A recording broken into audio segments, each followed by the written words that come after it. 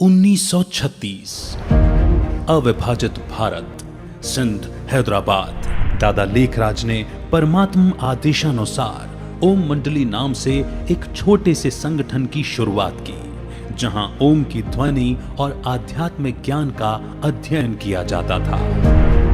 इस छोटे से संगठन में ओम राधे भी आती थी, जो कला, संगीत आदि बहुविधा की धनी थी।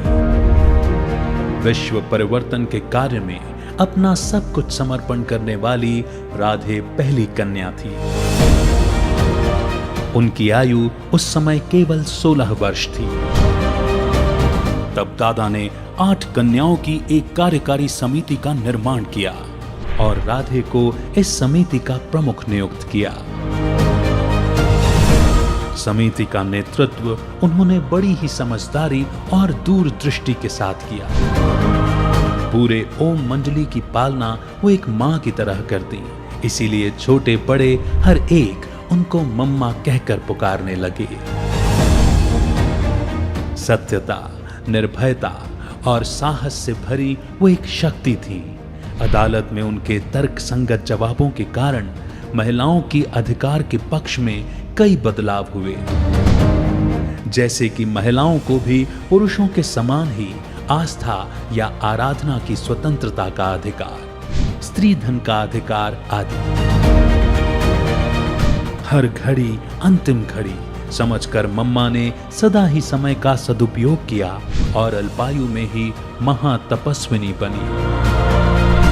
मम्मा सदा ही परमात्म प्रेम में समाई श्रेष्ठ राजयोगी थी। उनके सामने आने वाला हर कोई परमात्मा से सहज ही जुड़ जाता था।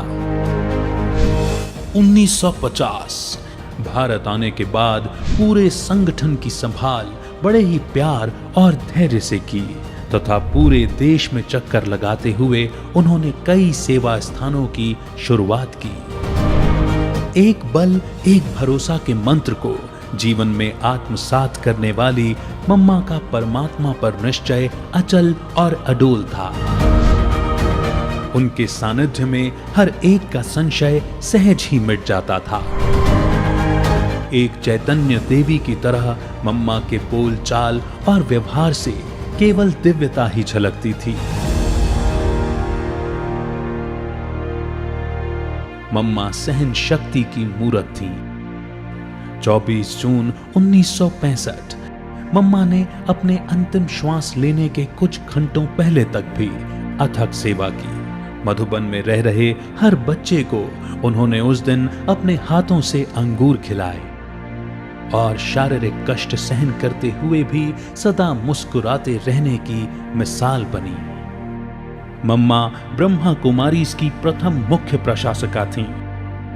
आज भी लाखों ब्रह्मा कुमार ब्रह्मा कुमारियां मम्मा के जीवन से प्रेरणा लेकर स्वयं के परिवर्तन से विश्व में परिवर्तन ला रहे हैं।